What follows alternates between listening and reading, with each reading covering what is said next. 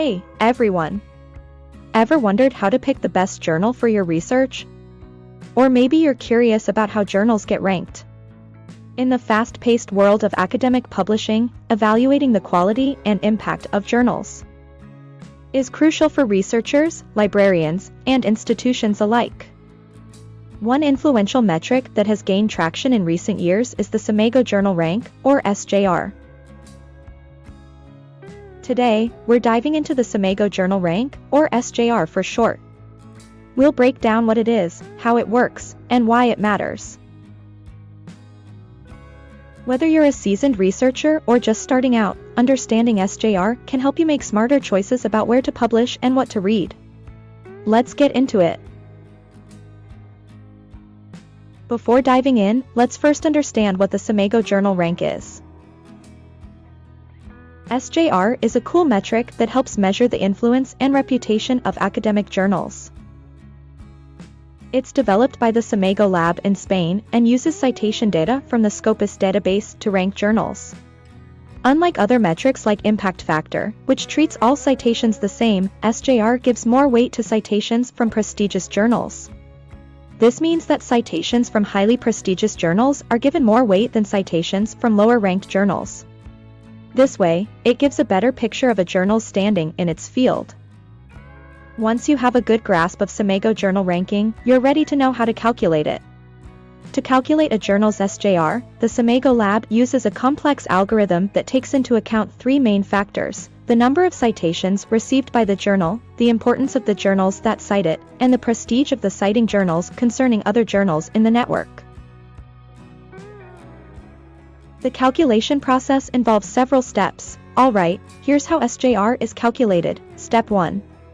First, they gather citation data from the Scopus database over 3 years. Step 2. Next, they build a network of journals, with citations connecting them. Step 3. Then, they use an algorithm to spread prestige from the citing journals to the cited ones. And Step 4. Finally, they normalize the scores to account for differences in citation practices across fields. The result is an SJR score that shows the average number of weighted citations a journal gets per article over the past 3 years. Once we have a good understanding of what is Scimago Journal Rank, how is SJR calculated, let's dive deep into the strengths of the SJR indicator. Well, SJR has some pretty cool strengths.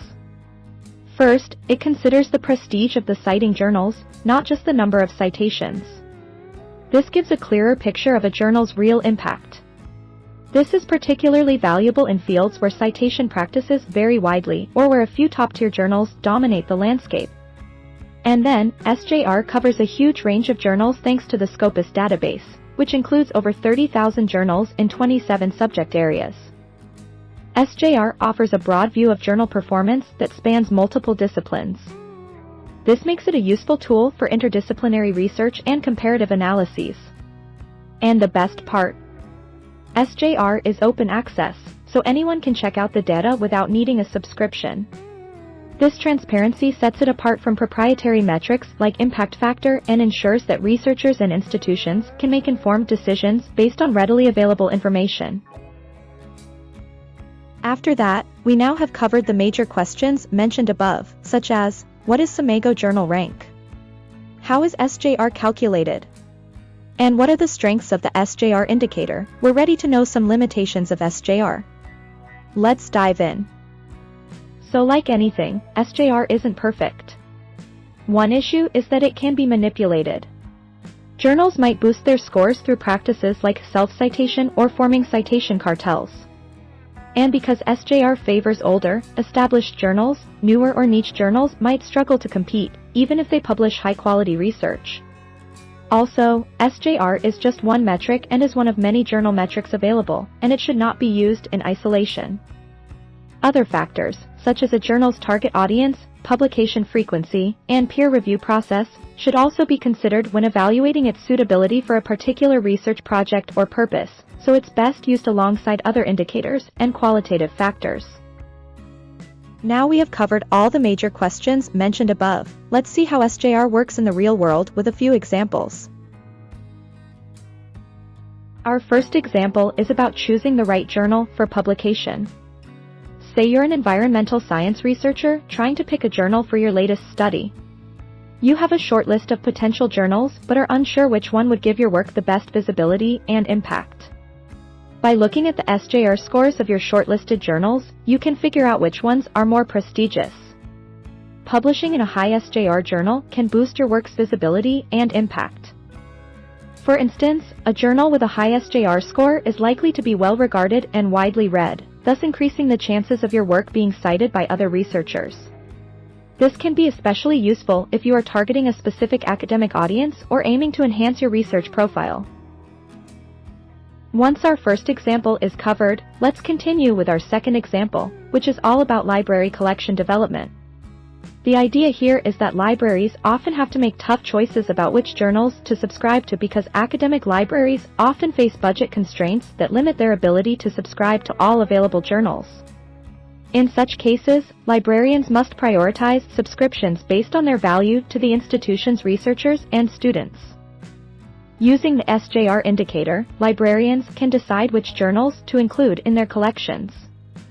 For example, journals with high SJR scores in key subject areas can be prioritized, ensuring that the library provides access to influential and widely cited publications. This can not only support the research needs of the institution, but also maximize the impact of the library's investment. Once we have the two first examples covered, let's continue with our last example case study 3, evaluating research performance. The idea here is that universities and research institutions also use metrics like SJR to assess the performance of their faculty and programs. Metrics like SJR can play a crucial role in these evaluations by providing an objective measure of the impact and quality of the journals in which their researchers publish. By looking at where their faculty members publish, institutions can get an idea of their research impact. High SJR scores can help identify standout researchers and inform decisions about promotions and funding.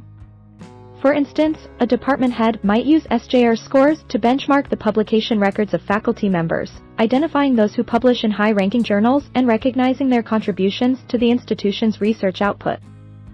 This can also inform decisions about promotions, funding allocations, and strategic planning. Once we have covered the above our major questions, such as, what is Scimago Journal Rank?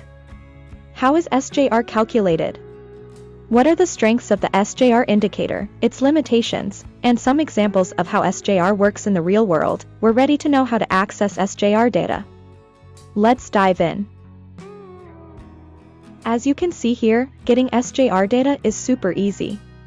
Just head over to the Scimago Journal Country Rank website https://www.scimagojr.com.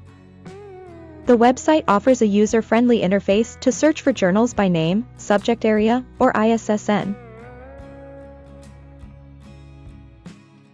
Explore rankings by country, or compare journals. The site provides detailed information about each journal, including its SJR score, citation metrics, and subject category rankings. This makes it an invaluable resource for researchers, librarians, and academic administrators.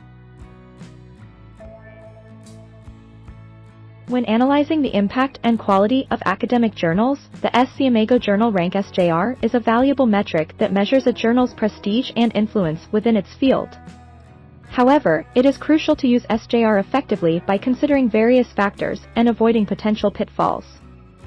First and foremost, it is important to combine SJR with other metrics and qualitative factors when evaluating a journal. While SJR provides valuable information, it should not be used in isolation.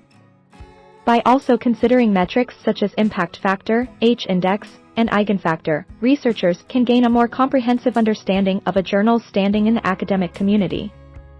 Furthermore, it is essential to consider subject area norms when assessing SJR scores. Different disciplines have varying citation practices and publication standards, meaning that a high SJR score in one field may not hold the same weight in another.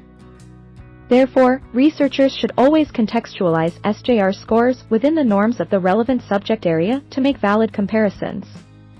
Another important tip for using SJR effectively is to look for trends over time. By examining how a journal's SJR score has evolved, researchers can gain insights into the journal's changing influence and reputation.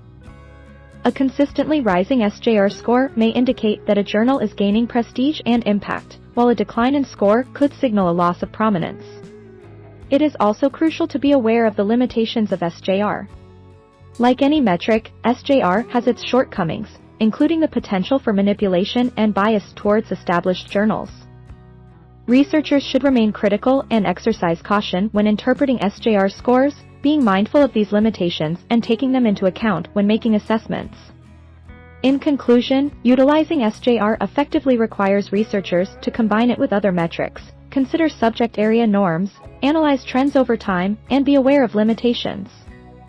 By following these tips and approaching SJR with a critical mindset, researchers can make informed decisions when evaluating academic journals and their impact on the scholarly community. So there you have it, the Scimago Journal Rank SJR in a nutshell. It's a handy tool for gauging the influence of academic journals. By understanding how it works and what it means, you can make better decisions about where to publish, what to read, and how to allocate resources. Whether you're looking to enhance your research visibility, build a robust library collection, or evaluate academic performance, SJR provides a nuanced and comprehensive measure of journal quality. We hope this guide has shed light on the intricacies of SJR and empowered you to use this metric effectively in your academic endeavors. Thanks for watching. If you found this helpful, don't forget to like, share, and subscribe for more insights into the world of academic publishing.